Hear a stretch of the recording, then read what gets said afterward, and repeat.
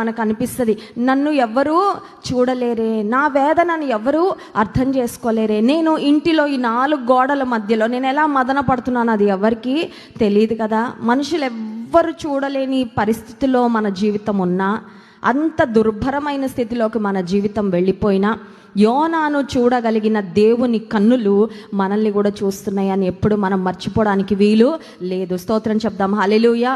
అందుకే హాగరు దేవునికి ఒక పేరు పెట్టింది. ఏం పేరండి?